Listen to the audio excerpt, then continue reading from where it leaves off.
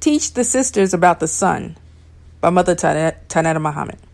The Honorable Elijah Muhammad told me in the second part of that dream that he wanted me to teach the sisters about the sun. When I awakened, I was a little puzzled because I wasn't sure if he meant in our physical sun that lights up our solar system of the 9 planets that connects us to the billions of stars in our Milky Way galaxy, or was he referring to the word son, S-O-N, as in offspring, as in the Son of Man, or both? I recall that in the 1970s, he began to tell some of his laborers many experiences he had while he was being taught by Master W. Farad Muhammad in the 1930s. Upon one of those occasions, he asked the Savior to teach him about the sun. He stated that to his surprise, he became agitated or angry and told him that if he were to question him again about the sun, he would not return to teach him anymore, at which point he departed for a short while. The Honorable Elijah Muhammad didn't know what to think, but within a short time, the master returned and began teaching him something about the sun, but only a little. The Honorable Elijah Muhammad, in explaining this incident to us, elaborated by saying that he thought the Savior may have thought about his student. I am paraphrasing his words, but his comment was as follows, quote, "Oh well, poor fellow, in so many words, I'm supposed to be God, and why should I be so upset about teaching him on this subject?" End quote. This dream I had took place in the early 1980s, a little before 1984, when a whole month was set aside in October as a tribute to the Honorable Elijah Muhammad by the Honorable Minister Louis Farrakhan while he was in Phoenix, Arizona. I remember when the Women's Week approached at the end of that month, and we, the sisterhood, had our Sunday broadcast. I chose this subject, quote, "the sun," end quote, and proceeded in the best manner that I knew to explain that part of my dream that I received from the Honorable Elijah Muhammad. I wondered quietly within myself why he would give me such a subject in which he had such difficulty in questioning Master W. Farad Muhammad. Let's deal briefly with the sun of our solar galactic system. As the powerful source of the gravitational and attracting force of our 9 planets, the light of which causes all of them to rotate at the same speed of 1,037 and 1/3 miles per hour around the sun. The Honorable Elijah Muhammad has taught us that these planets all have life on them, representing different civilizations and worlds that have come to birth in the circle of the sun. They form a family referred to in our lesson as the Big Ten.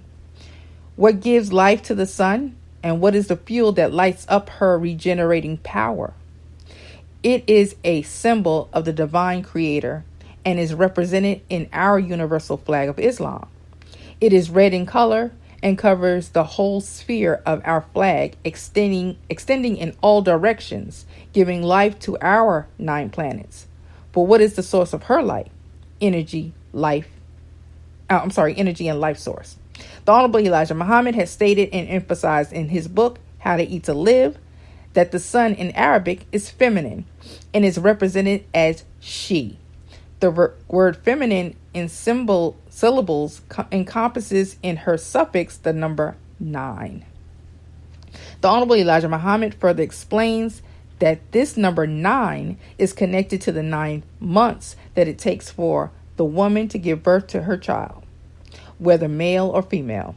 The crescent moon in our flag must progress through various stages until it becomes a full moon, and then in her rotation becomes once again a sliver of light as the crescent new moon, reflecting the light of the sun in all of her movements around the earth. In reference to the moon on page 13 of the Flag of Islam by the Honorable Elijah Muhammad, he refers to the woman's menstrual cycle as the biological connection to the female and her 28-day monthly cycle.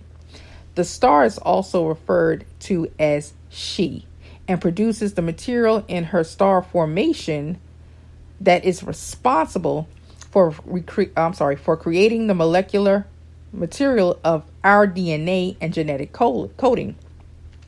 Thus, if we analyze deeply the root of the sun, moon, and star and planets, they are all figuratively feminine in nature and represents she.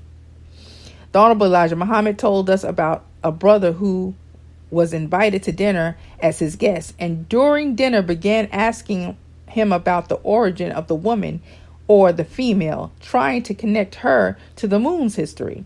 The Honorable Elijah Muhammad replied, "Brother, as far back as the man goes, the woman was there."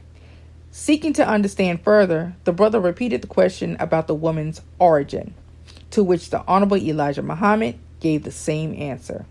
He has furthermore taught us that when God was fashioning himself out of the darkness or the dark womb of space, he proclaimed this production to the second part of himself as the female aspect of his own creation. She is referred to as co-creator and co-producer in his own self-creation. Thus, she is called the twin of himself. So, as he looked at his creation, he honored the entire universe after her. Whether we understand this subject given to me to teach the sisters by the Honorable Elijah Muhammad as sun, S-U-N, or son, S-O-N, they both refer to the female and her exquisite power of production in giving birth to life in all its forms and in the creation of new civilizations and worlds.